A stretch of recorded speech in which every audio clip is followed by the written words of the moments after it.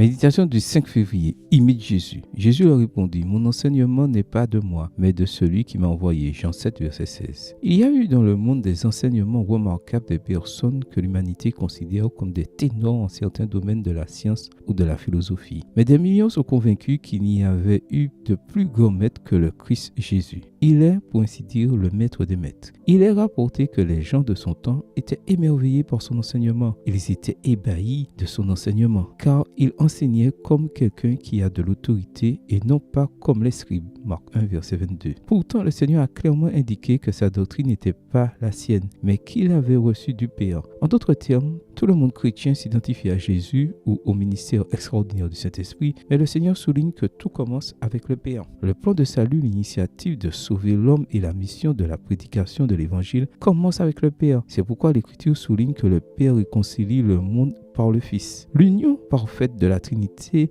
est à l'origine de la mission de Dieu. Comme le Père m'a envoyé, moi aussi je vous envoie. Jean 20, verset 21. Je pourrais le traduire par « Comme le Père m'a enseigné, moi aussi je vous enseigne ». Dans l'agenda du Seigneur Jésus, rien n'a été improvisé. Tout a été parfaitement détaillé et planifié. Le roi de l'univers a réfléchi à chaque instant de son ministère dans le but de le rendre parfait. Chaque jour, le Seigneur Jésus s'entretenait avec son Père pour définir l'œuvre du jour dans un système qui englobait l'ensemble du plan, de sorte que rien ne soit laissé au hasard. Les expressions, les formes et l'enseignement poursuivaient un tout dans le plan de rédemption de l'humanité. L'obéissance parfaite de Jésus à la volonté du Père révèle son grand amour pour le monde. Un Père incompris par beaucoup s'est soucié de chaque détail et de chaque étape du plan de rédemption. Le fait que Jésus dise que l'enseignement ne vient pas de lui doit montrer l'arrière-plan de ce qu'il voulait vraiment dire. Tout avait été pris au Père pour que ses disciples prennent à Jésus. Imiter Jésus est faire la volonté du Père, ce même Père qui a donné les 10 commandements au Sinaï et qui a demandé au Christ d'enseigner aux autres à aimer leur prochain. C'est pourquoi on trouve dans la Bible « Moi et le Père, nous sommes un » Jean 10, verset 30. « Celui qui m'a vu a vu le Père » Jean 14, verset 9. Apprendre de Jésus, c'est apprendre du Père. Aimer Jésus, c'est aimer le Père.